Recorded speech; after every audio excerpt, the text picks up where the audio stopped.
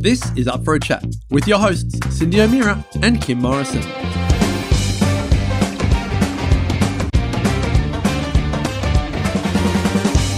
Here we are, up for a chat about the hottest topics that are important to you, inspiring you to awaken the change within. I'm Cyndi O'Meara. And I'm Kim Morrison, and I am delighted on behalf of the two of us to have an incredible guest on the show this week, Dr. Chadi Nabhan. Welcome to the Up for a Chat podcast. It is a delight to have you with us. It is my pleasure to be with you. Thank you so much, Cyndi, and thank you, Kim, for having me on the podcast. True honor to be with you. Well, I feel very privileged, and I know Kim does. This, to me, is an interview that everybody needs to listen to with regards to Roundup and the case that you were the expert witness at. What I find interesting is I have to tell you this, Dr. Chadi. I was talking to a farmer recently in his 70s, cow farmer, uses Roundup to get rid of all of his weeds. And I said to him, I hope you use protection. And he said, oh, I've been spraying Roundup for years, decades. Why would I do that? There's nothing wrong with me.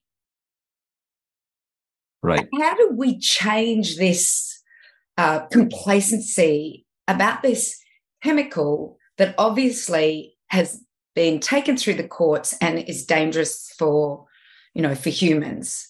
So could you let us know how we can do that? Well, look, you're asking a very difficult question despite its simplicity on the surface. People are creatures of habit. And I think habits that have been engraved in us for years because of whatever notions and preconceived notions we've had, they're not, frankly, easy to change. I mean, it is almost like quitting smoking. If you've been smoking for years, it is very difficult to go and say, hey, quit smoking today.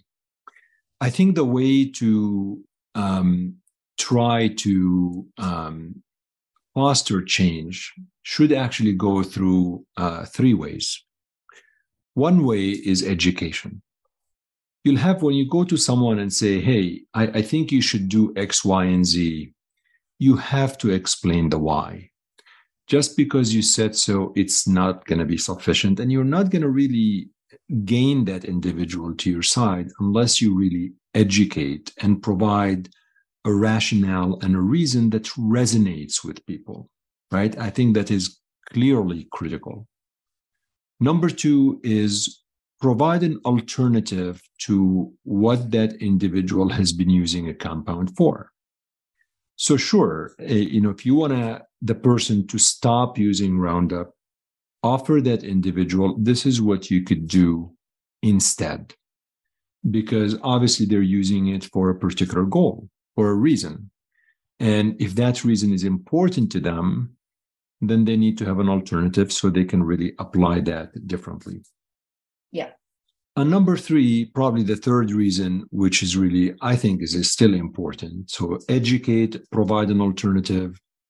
I think sometimes you may want to bring examples of people that may have used a product like this and did not do well. You've all encountered a very heavy smoker. My grandpa was a very heavy smoker. He smoked 2 packs of cigarettes a day. And it's like, well, nothing is wrong with me. But other people have had issues with smoking. So just because the person you're talking to, Cyndi, did not have any issue, does not mean that others don't, and does not mean he won't have any issue. It's very classic example to a smoker who says, I know a lot of people who smoked forever and had no issues. And it's true. Some smokers, for whatever reason, they have no problem, but others do. This is not a justification. Just because somebody did not have a problem is not a justification to use a bad product. I mean, people who don't wear seatbelts and don't necessarily die from car accidents. This is not an excuse not to wear a seatbelt. It just means that maybe you got lucky. Maybe there were reasons that didn't happen to you. So these are the three things that I believe might help induce change in people who are resistant to change when it comes to Roundup. Chadi, I just think we're both so excited to have you on the show because I think that can relate to all aspects of life. I know for a fact my daughter was struggling. She was a ballerina. She had lost a lot of weight. She was trying to sit into that norm.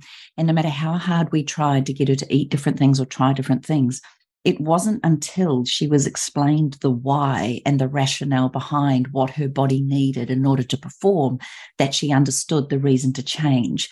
And then when this beautiful teacher gave her alternatives of what she could do in order to create more nutrition, she actually got to really understand it. And what really tipped her over the edge was the examples of people who didn't do what was required to be an elite athlete. So I just first of all want to say how excited I am because that actually is where I have seen the biggest change in people. Cyndi often asks people at workshops, if you were faced with a life-threatening illness or a disease of some sort, would you change? And everybody in the room puts their hand up.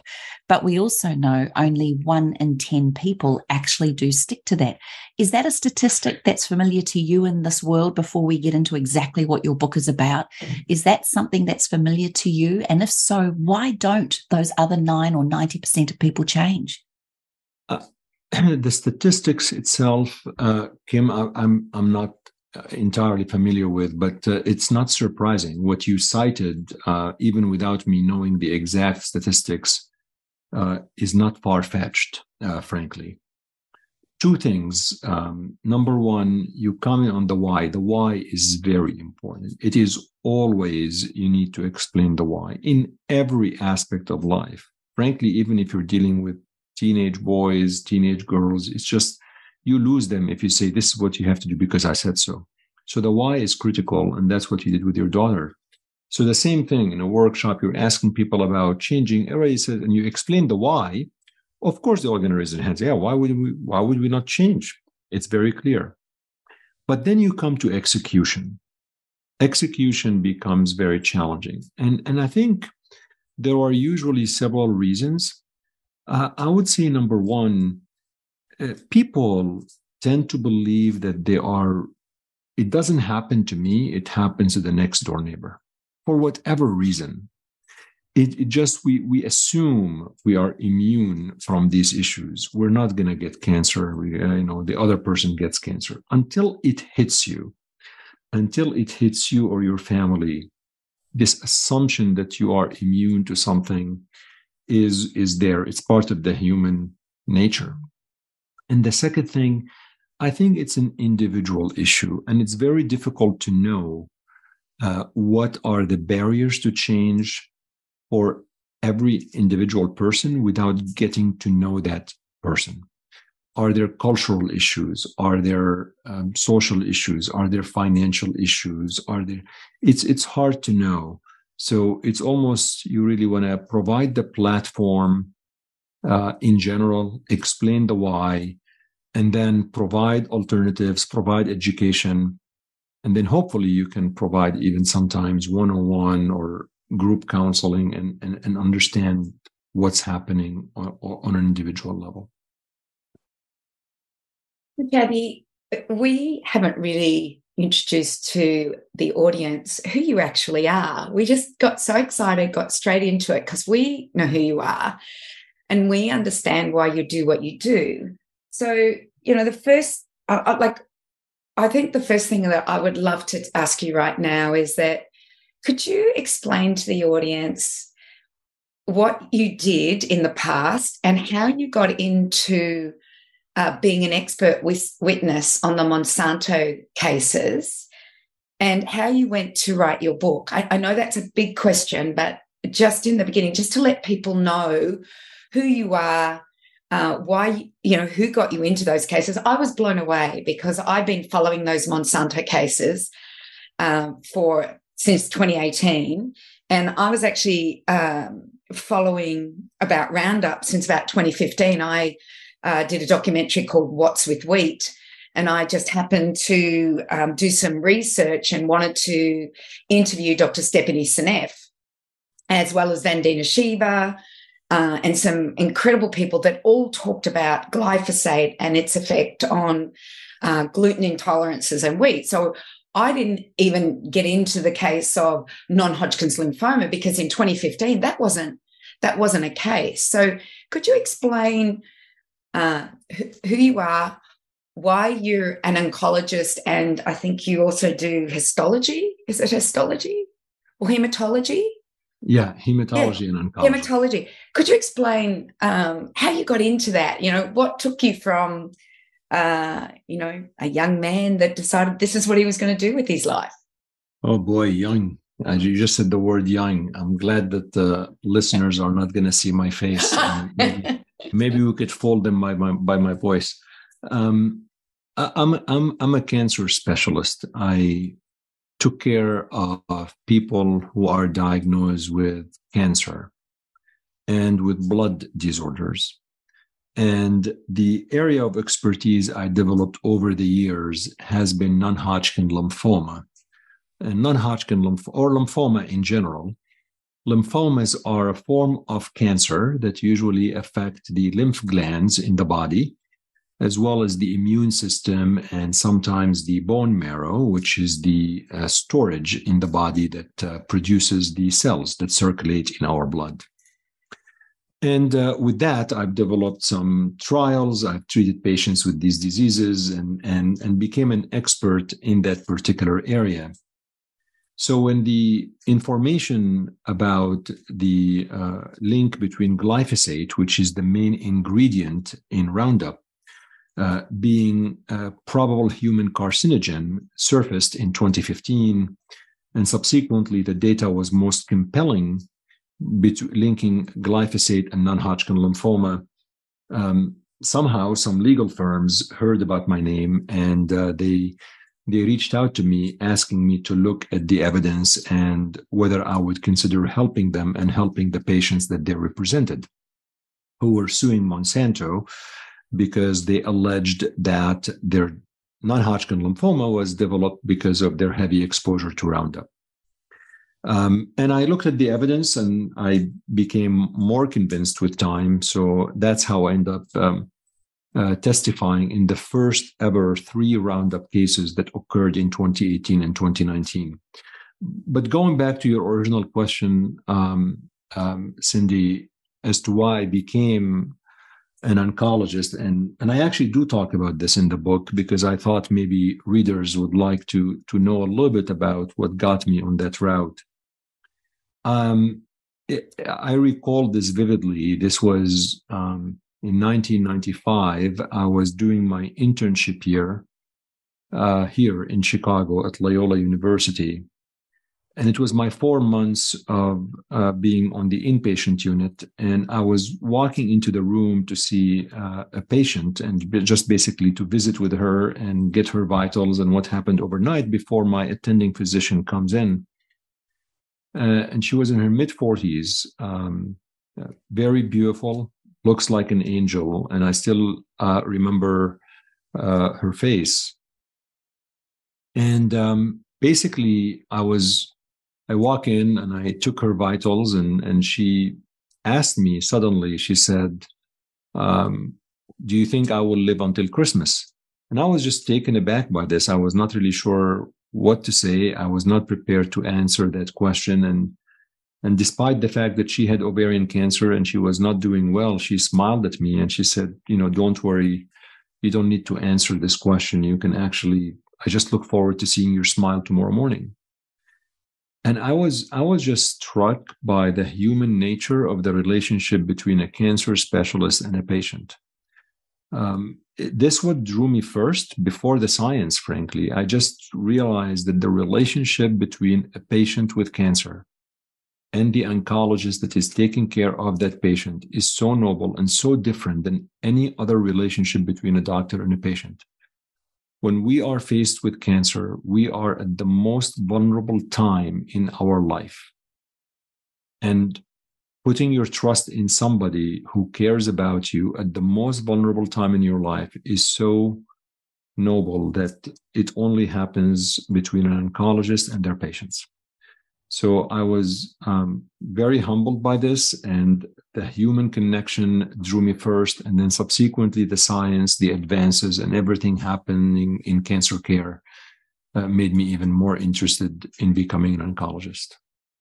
It's just such an incredible story, and one that just warms my heart from the perspective of often science and medical world is very disconnected to the human, emotional, spiritual side of life. So to hear, I'm sure, with all noble intent, all doctors have that wish to serve and help other people. That's why you guys get into medicine.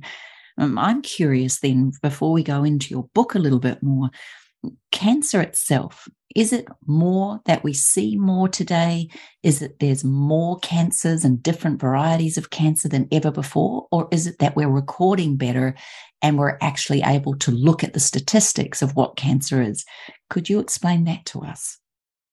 Very smart question, Kim, and very important. In fact, I have to tell you, I'm not pitching my second book, but I do have a book coming out next year on demystifying cancer because of all of the questions that people have about cancer. And it is about talking to patients and families as they go through the journey with cancer. But you already answered the question, kind of, because let's step back and try to understand what cancer is. Literally, if you think about cancer, it is an overgrowth of cells that don't die naturally. So you have this imbalance between cell survival and cell death. So we have more cells growing, less cells dying, and tumors evolve and they become cancerous. And cancer can occur in any organ. Any organ in our body is composed of cells. So if something tips off these cells, and they start growing more or not dying at all, if something happens, then this actually leads to imbalance between cell survival and cell death, and cancer could evolve. So it could develop in any organ in our body. And the important thing about this is that we should not compare cancers to each other because the treatment is different, the prognosis is different, the causes are different. So ovarian cancer is different than breast cancer. These are different than colon cancer, than prostate cancer. But the common denominator is that the balance in the cells that compose this organ changed. Now, what tips off that balance? We'll talk about that because it could be internal factors and external factors. But going back to your point, why are we seeing more cancers? I think there are probably a variety of reasons for that. But one of them is you already alluded to. We are doing a better job in registering the cases. Lots of countries, lots of cities, there are registries for cancer. So if you're a doctor and you diagnose a patient with cancer, you have to report that to the government or to a registry or somewhere where people are actually able to actually tell, for example, that this cancer has been registered or has actually occurred. The other thing that is really important for us to also talk about is screening. So as you know, Kim, that we screen for certain cancers more, so we are able to detect them more. So women undergo screening for cervical cancer, for breast cancer, for colon cancer, men for colon cancer, for prostate cancer, and now we do screening for lung cancer. So by screening more people and by looking more for something, you are more likely to find it. Now, the caveat to this, by the way, that sometimes we may find something that may not be clinically relevant, may not be really causing problems. So you're really finding something, but it's not really going to cause a lot of issues, and you don't know what to do with the information. But that is why we're having more cancers. Number one is we're detecting it more, we're screening it more, we are registering more. And the last part is maybe there are some changes in our dietary habits, the environments that we're living in. Lots of things that we are using today were not present 40 years ago and 30 years ago. People argue that, we had a healthier lifestyle. Back then, there was less obesity. There was people exercised more. There's so many other things that have actually occurred, and Roundup is one of them, obviously. But maybe all of these are leading to more cases of cancers that we are recording and diagnosing. Such a powerful answer. But there's one little element we didn't touch on, and I'm really interested to hear your take on this one then.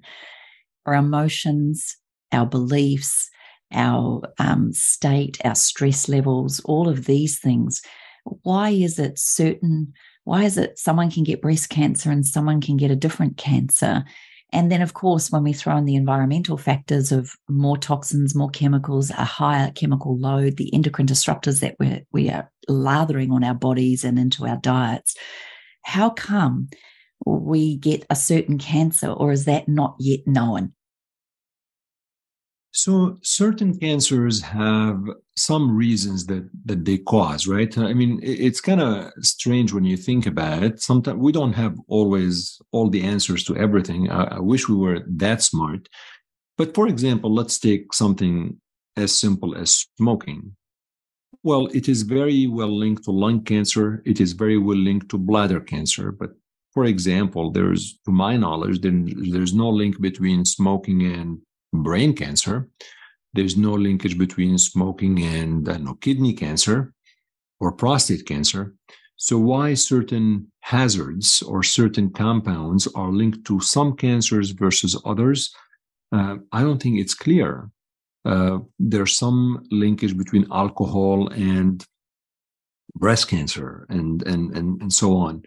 So I think that we have done a good job in identifying things that we consume or get exposed to that increase risk of certain cancers, but we don't fully understand why some of these hazardous compounds cause one cancer versus another. That is not yet clear. In some situations, we have answers, but we don't have all the answers, unfortunately. I was listening to Kennedy, I think it's Robert Kennedy Jr. I was listening to him recently, and he talked about the cases that you were the expert witness in. And he said each side had experts from Stanford or Oxford or from Harvard, and it was just a matter of who had the best case. So was there an oncologist that was against what you were saying, or were you the only oncologist that was the expert witness in the case? No, there was. Of course, there was, and all of these actually are detailed, including what happened with the other oncologists in the book that we talked about. I think it is not uncommon to have sometimes divergent views amongst healthcare professionals on various areas.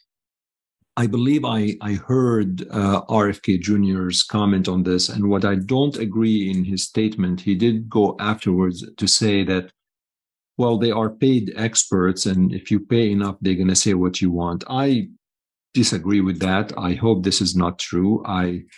Nobody has paid me for my opinion. They paid me for my time, but not for my opinion. My opinion is not for sale. My opinion is based on facts and based on science and based on information, and this is not for sale. So of course, the defense, and in this situation, Monsanto, which is the company that was bought subsequently by Bayer, had to retain witnesses, expert witnesses that will support their views so they can actually counter what I had to say. And sure, there are other oncologists out there that are going to say, well, Roundup is safe. It does not cause non-Hodgkin lymphoma, and the data that says so is limited and is not accurate. And they bring those on, and then it becomes almost who is going to be more convincing to the jury. So the legal system in the United States, that these cases were in front of a jury, so we can say whatever we want, but ultimately the jury has to decide. And if the jury believes my argument versus the other argument, then we win the case, and vice versa. But I also have to say that obviously I was not the only witness. There were lots of other witnesses on the side of the patients, epidemiologists, toxicologists, and other folks. But from a cancer specialist perspective, I was the only one in these initial 3 cases.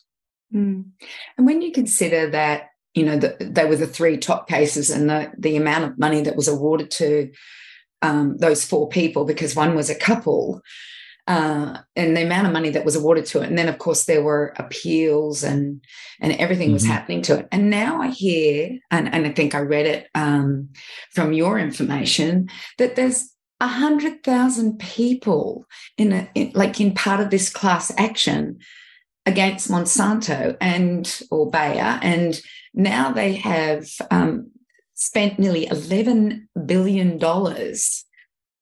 I just don't understand how this many people with non-Hodgkin's lymphoma, and they still haven't, made changes. And I heard that this year was the year that they were going to take it off at least the domestic market, but still allow it to be sprayed on genetically modified foods and desiccants for grains and legumes.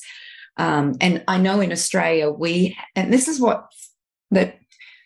seeing an increase in Australia in non-Hodgkin's lymphoma because we have 596 registered products with glyphosate in it, and that's registered by the Australian Pesticide and Veterinary Medicine Authority. We have 70 foods that are allowed to have glyphosate sprayed on them, around them, or near them. And do you believe and I know that glyphosate is the most ubiquitous of all of the pesticides out there. Do you believe we're going to see an increase in non-Hodgkin's lymphoma? And in your career in the US, have you seen an increase in non-Hodgkin's lymphoma? Yeah, I mean, there's a lot to unpack here. I think going back to the trials, maybe because you started there, Cyndi. Yes. These trials, the first 3 trials, were so important because they were the first trials ever against Monsanto and Roundup. Monsanto has been sued before for other reasons, but for Roundup, these were the first 3 trials. The significance of that was huge. In 2018, there was so much media coverage to this when this started. I mean, the press everywhere, TV and Wall Street Journal, everybody was covering what's going on. Because also at the same time in 2018, it was when Bayer was closing on the acquisition of Monsanto. And they paid $63 billion to acquire Monsanto. And they underestimated the impact of litigation and the impact of the lawsuits that were actually mounting at the same time that they were acquiring the company. So subsequently, the share prices of the price of each share of Bayer dropped down by 2/3. So they lost a lot of market cap. And eventually, you fast forward, the CEO of Bayer lost confidence. The shareholders lost confidence in him. And now there's a new CEO for Bayer that started June of this year. So these 3 trials were so important. The second of which, by the way, the Hardeman trial, which was in 2019, was the federal trial. So it was very critical. And it was the trial that Monsanto lost. And they chose to try to take this all the way to the Supreme Court, to the United States Supreme Court. But the Supreme Court in the United States refused to hear that trial. So a lot of these things, these 4 plaintiffs and 3 trials, were so critical because they set the stage to expose so much of what's going on behind closed doors with Monsanto, with Roundup. And for the first time, at least people started knowing about what's happening. They may disagree with it, but at least we got a chance to tell our side of the story, and we won the first 3 cases.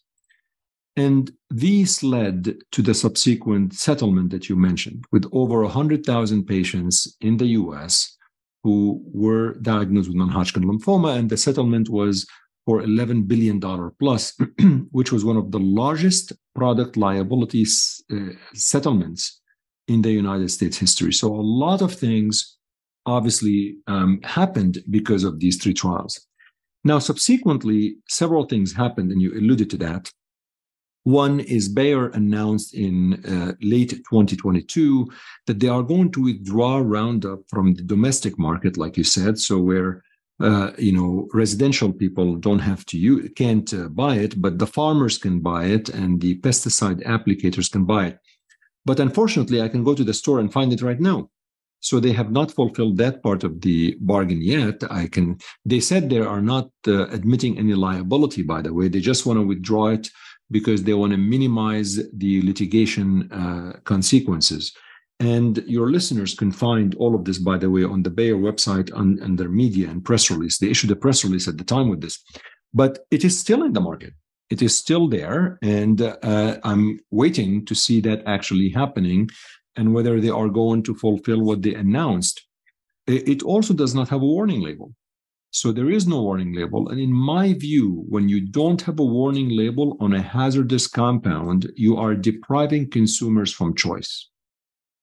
You can go and buy 5 packs of cigarettes today and smoke them. You are within your rights to do that if you choose to do it. But at least you know there are risks associated with it. And you decided to take on that risk, and you're free to do that. But people don't believe there are risks with Roundup. They don't believe there are risks with glyphosate. So essentially, you are depriving them from making a choice when they are utilizing a hazardous compound, in my opinion. And I think that is really important. So there is no warning label to this day. So that's really the significance of these trials, the significance of the settlements, and it is still being sold. I'm hoping that it is going to be drawn from domestic market at some point, but I have not seen it, unfortunately.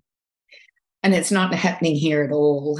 If you go into any stores, and even I think grocery stores, you can still buy products with glyphosate in it. Like I said, we've got 596. I think America's got 720 something registered products. But But what you can do, actually, what I heard, and Cyndi, the equivalence of the Environmental Protection Agency, the EPA in the US, there's an Australian counterpart to that.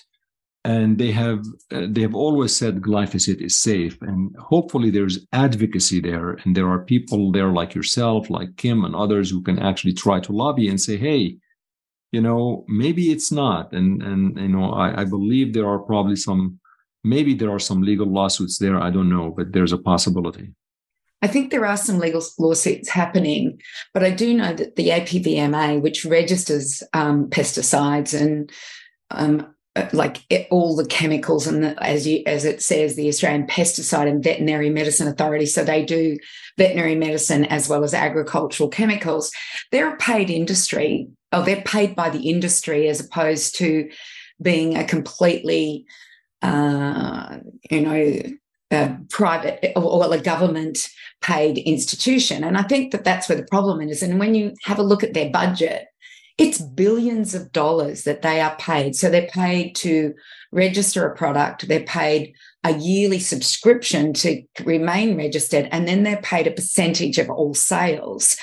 And when I tried to get information out of them regarding how much are you making on glyphosate alone, those 596 registered products, they won't tell me. I just, but I have to get a freedom of information thing going, and I've just never done it. It's just not been a priority for me, even though I've asked for the information. But what concerns me and what I've seen, so I've been in this industry 43 years. I've been a nutritionist. I've consulted, from the 1980s right through to now. And back when I was consulting, before Roundup was being used as a desiccant and there was no genetically modified Roundup ready crops, before that, I didn't have many people come to me with gut issues. And now I feel like every person I speak to now has some sort of gut issue. So with regards to non-Hodgkin's lymphoma, you mentioned that the immune system, bone marrow, and lymph glands are all involved in that. So how does the gut and the microbiome, because we know that back in, I can't remember the date, that it was patented as a broad-spectrum antibiotic, glyphosate. So how does the microbiome affect not only non-Hodgkin's lymphoma, but other issues we're now seeing across the board with humanity since this product has been used all over the world? Yeah, I think one of the things probably for listeners will be important to kind of set the stage is going back to the mid-90s when Monsanto introduced Roundup Ready seeds. These are genetically modified. Again, what they did is they did some genetic modification to the crops, where now the crops and the seeds are resistant to Roundup's effect. So if you're a farmer, you are able to spray Roundup to kill the weeds, but you're also having no issues if the Roundup gets on the crops and on the seeds, because they were modified to resist the activity of Roundup, so they were still growing despite being sprayed. And the farmers are able to harvest and do the things that they need to do. But what that meant is that you are spraying Roundup and glyphosate on pretty much everything, on corn, on wheat, on cotton, alfalfa, everything, soybean. And where does that end up? This end up, you're going to make cereal and bread and other things that people are eating and consuming. So this happened in the mid-90s, and this led to an explosion of use of Roundup, by the way, where it's being sprayed pretty much everywhere because in fact, that's when you start seeing all of these airplanes, airplanes over the cornfields, and they're just spraying everything because there's no issue anymore. You have the Roundup Ready seeds, and this were also, as I just said, introduced by Monsanto. But I think the downstream effect of that is that you are having glyphosate in the diet. And while I did not research that specifically because my area of expertise is cancer and lymphoma, and I testified to lymphoma and cancer, which was the subject of the first 3 trials, but I think the more I learn about the ubiquitous use of Roundup and the fact it's being sprayed everywhere, it certainly should make us all pause and step back and think, is it possible what we are seeing in terms of gut issues that you mentioned, Cyndi, and in terms of, hypersensitivity, in terms of some of the autoimmune diseases that we are seeing, is it possible that some of this is related to glyphosate that is now in the diet? It is literally in the diet. So I think the answer to this, it's possible.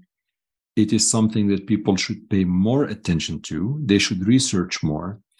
And the way this is being researched is by looking at diets and microbiome, which you mentioned, and trying to find, is there a link between what we are seeing in the microbiome and the evolution of certain cancers and autoimmune disease?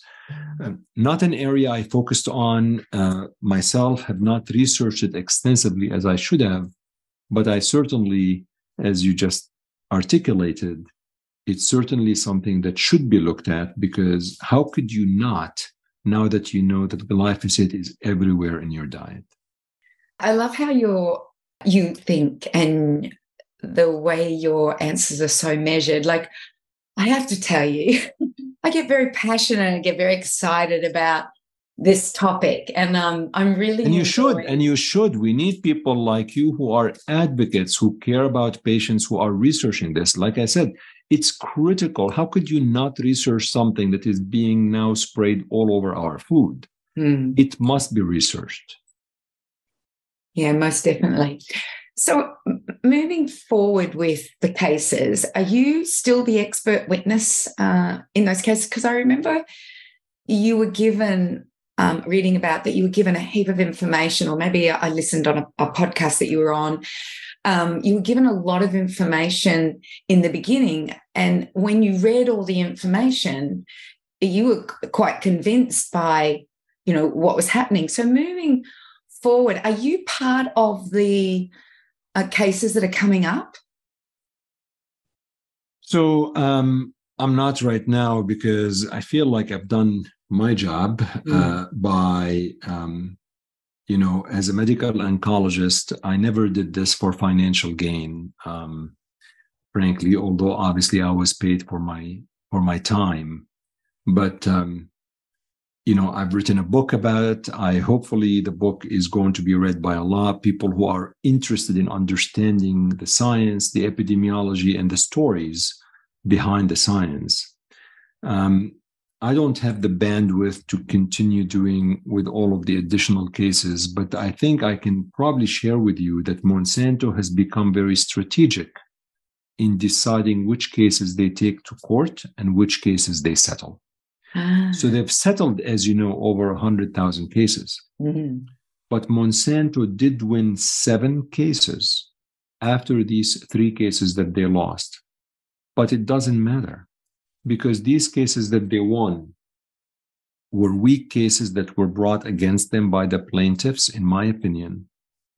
And they are very choosy which cases, I'm not a legal expert, but they're very choosy in deciding which cases to take to court.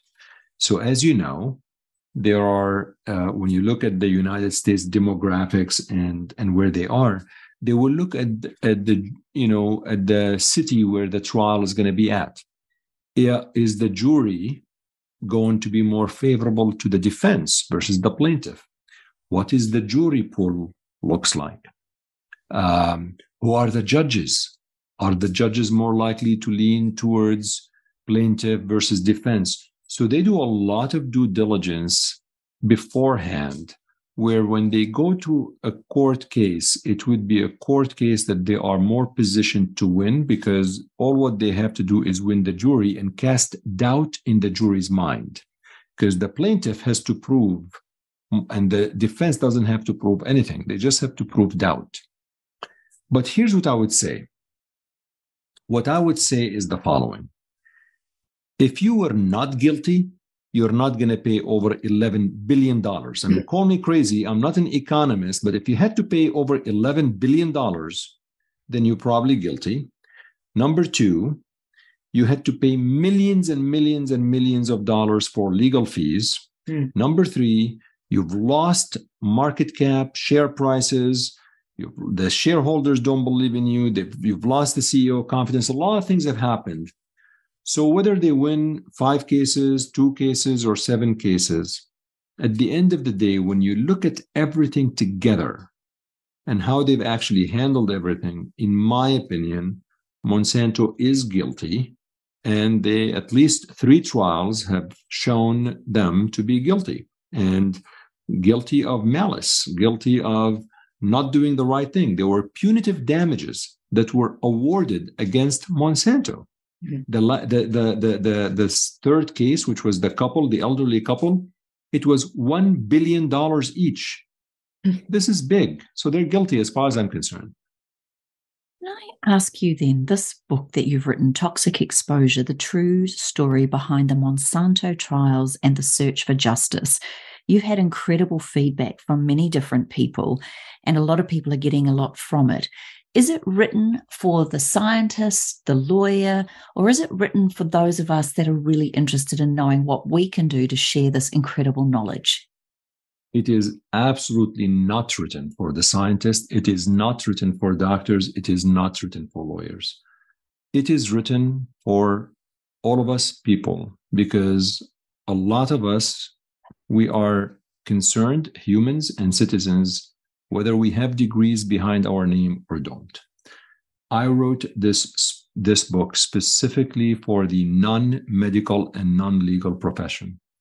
It is a story. I wrote this as a story. It is the story of 3 trials and how they actually come to fruition, what happened in the courtroom. You're going to read a lot of courtroom drama, lots of exchanges between the lawyers and the witnesses.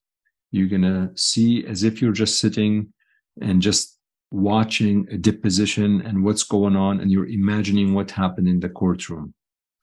And in certain situations where I had to use a medical terminology, it was immediately explained, because my goal was to reach the broadest audience possible. I did not want to write a textbook. I did not want to write a medical book.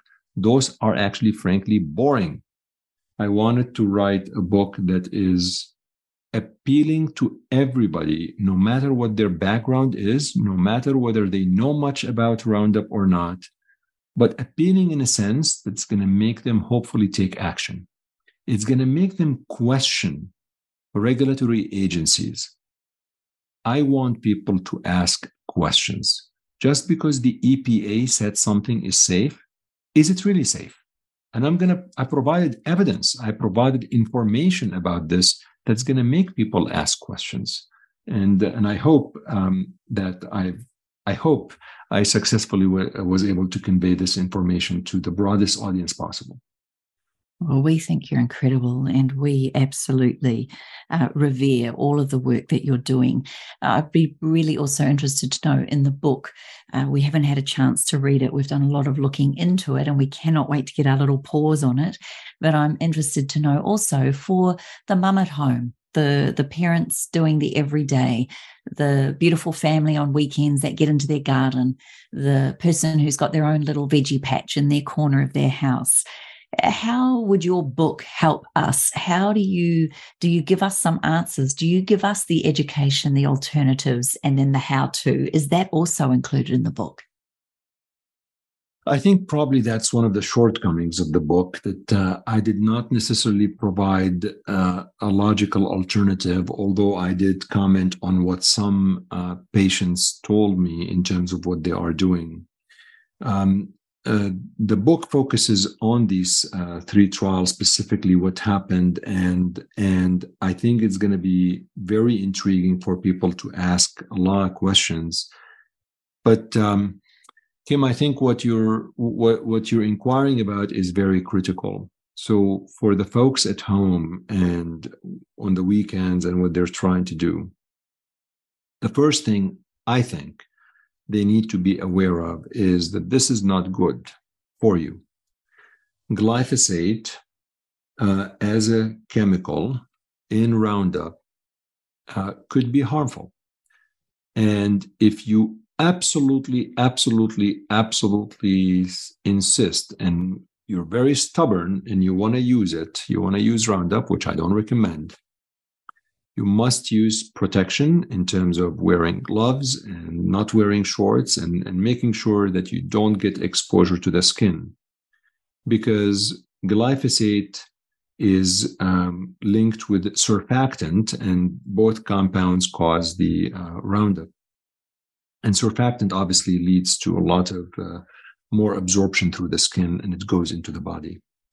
And number 2 is consider alternatives. I've heard a lot of people using vinegar and water and other alternatives to actually get rid of weeds. Talk to your friends, colleagues, and ask, what should we actually use differently? So minimize exposure. If you must expose, use protection. Try to not be exposed at all if you can. Seek alternatives. And I think it's a big opportunity for entrepreneurs, for people who really are innovative, to say, look, there's a huge market for this. People need this. And we have something that, if we can actually bring something much better, we are going to help people. And I think there's an opportunity there to do a much better job in giving consumers an alternative that is much safer.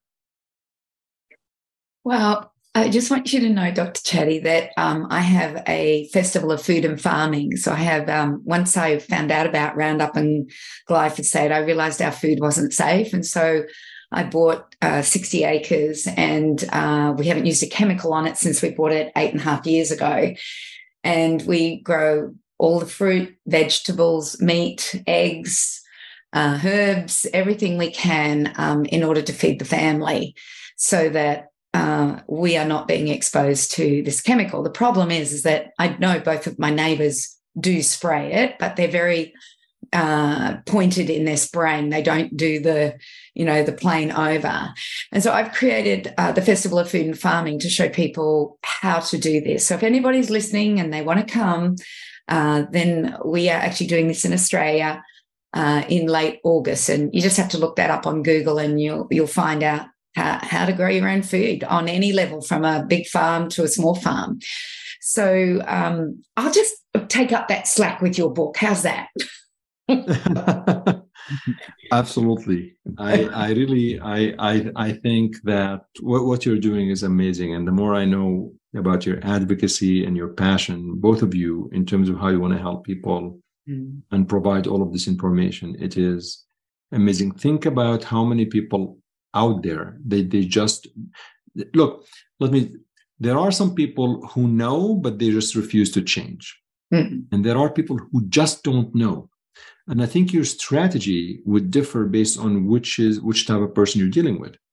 The people who don't know, you must educate, you must reach out and explain and teach. And then the other ones are the people like, well, let me explain to you why you should change. What are the alternatives? Let me show you what I've been doing for so many years and how things are going. And I think people will be inspired by knowing this. I still have faith that a lot of people, by understanding the why and by educating, are willing to make a change, because it does affect their health and the health of their loved ones. I agree with you entirely. And now, where we started the whole podcast up with me telling you about a farmer, I'm actually going to take your 3 steps and I'm going to have a chat to him again. So thank you. Well, I think have him check out the book. I think he will be surprised by the information that he will find, because there's really a lot.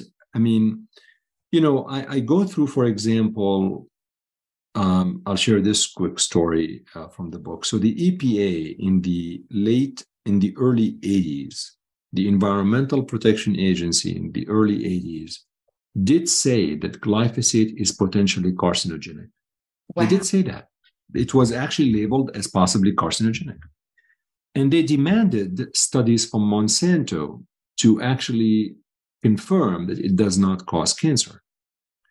And Monsanto did not do these studies, and it went back and forth. And several years later, the EPA dropped their demand for their studies. They dropped their demand.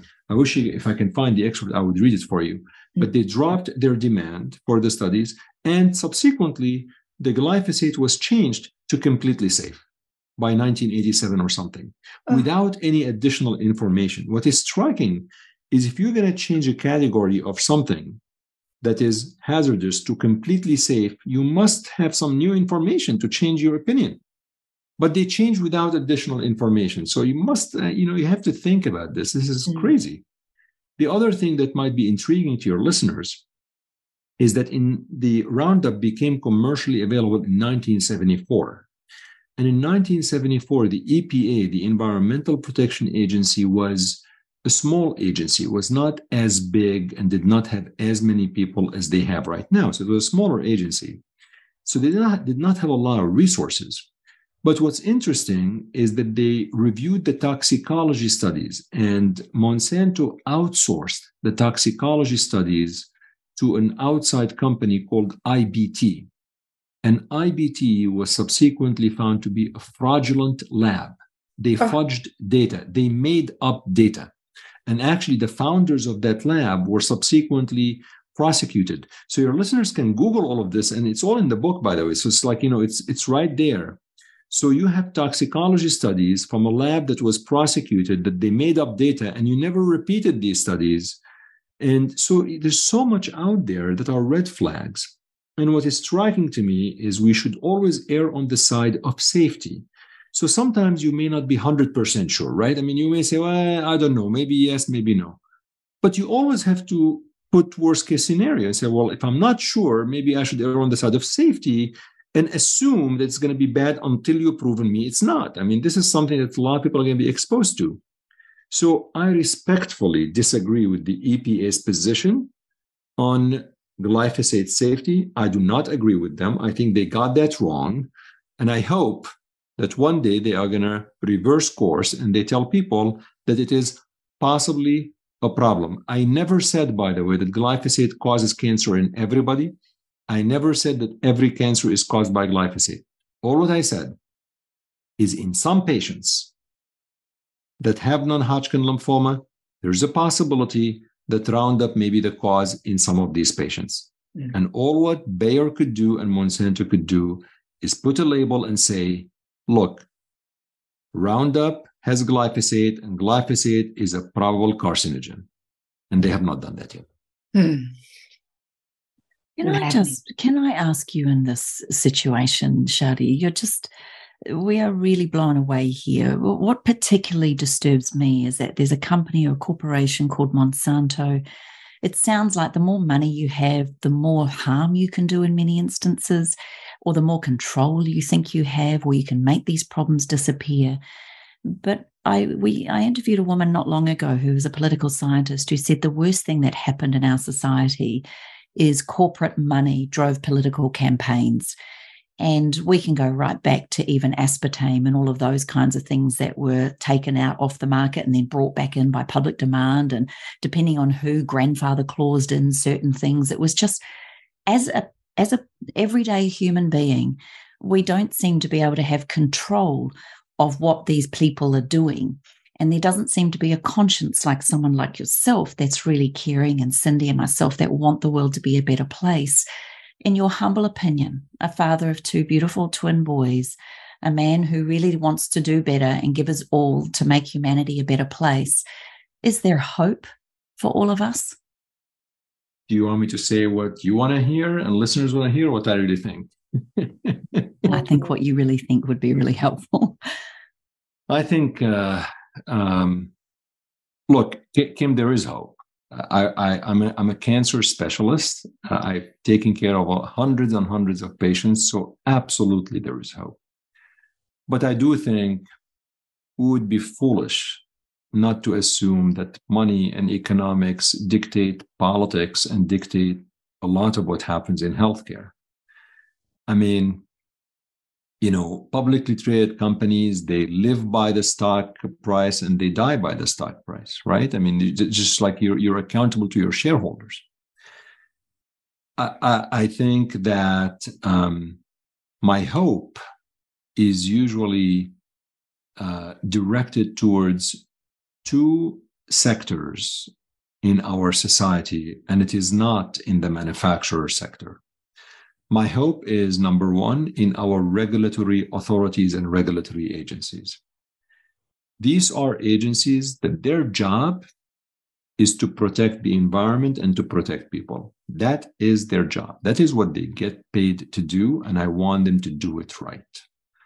I do have hope in those. The other people I have hope in is people like yourselves, the advocates. People who are really want to go out there and tell people and educate people and do workshops and do some seminars and just educate people, because that is very important. And I think if you put those two together, there's absolutely hope that we can reverse course.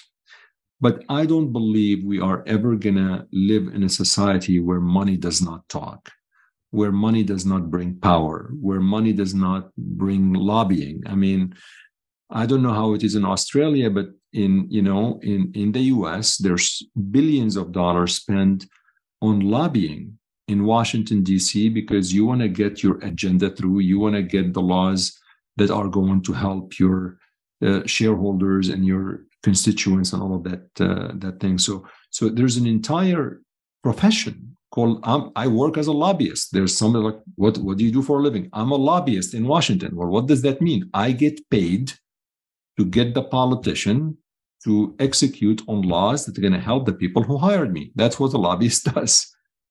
So I don't have hope that the lobbyists are going to go away or lobbying is not going to happen. But I do have hope that we can influence change as advocates, and that we can hopefully put pressure on the regulatory agencies that they need to do a better job in looking at the evidence, looking at the science, and put people's safety foremost at the top of their agenda. Music to our ears. Thank you. Thank you so much on behalf of us and every single person listening, for you being brave and courageous and bright and intelligent enough to actually share this story in your beautiful book, We know you also have a podcast. Perhaps you could finish up by telling people how they can get hold of your beautiful books, Demystifying Cancer, and of course, Toxic Exposure, and how we can follow your incredible podcast, Healthcare Unfiltered. Where else can we contact you? And maybe you could give us our final farewell message. Well, first of all, really thank you. I am truly humbled and honored to be on your show. I really, really, really, truly appreciate it. Toxic Exposure is available everywhere. You can get your copy on Amazon. It's right there. It's Toxic Exposure, the true story behind the Monsanto trials and the search for justice. Amazon, Barnes & Noble, or through my publisher's website, Johns Hopkins University Press. And you can get links to all of this on my own website. I have a website, www.chadinabhan.com. As you mentioned, Kim, I have my own podcast that airs every Tuesday morning at 7 a.m. Chicago time. It is called Healthcare Unfiltered, and it is general healthcare topics. It is not only oncology, it's a lot of things. And I did actually air a couple of episodes on glyphosate and on the book. I aired one on the day the book launched in February 2023 with Professor Nassim Taleb, who is a professor here in the US, and he is very anti-GMO, and he was very supportive of the book, and I appreciated his help. So it's available everywhere, and it's also available on audio. I actually narrated the book, so if you are not sick and tired of my voice, you can also hear the book narrated by me. As far as the second book, it's not available yet until next year. So if I did not mess things up, hopefully I'll come back on your show next year, and it's going to be available. It's about demystifying cancer and helping patients and families as they go through a journey of cancer, hopefully making things much easier for them. Mm-hmm. Thank you so much for being up for a chat. Yes, beautiful girl. I knew you'd want something else. Do you have any social handles like Instagram or Facebook? Yes. Folks can actually find me on Twitter at Chadi Nabhan. And I usually put some videos of my podcast. You can follow me on Twitter. I'm also on Instagram, Chadi_Healthcare Unfiltered, CHADI_Healthcare Unfiltered. And all of my podcasts are actually aired on YouTube as well, because some folks like to see the guests and watch them and interact with them. So I have a YouTube channel, a very amateur one. It's called Chadi Nabhan and Healthcare Unfiltered. So you can find it there, and you can watch all of the podcast episodes as well while you're at it. We will make sure that all of that information is in the show notes. Please keep doing the work that you do, sharing the love. Cyndi and I are blown away. We're absolutely delighted and excited to have you on the show. Cyndi, is there one final message you'd love to share with beautiful Chadi or our listener?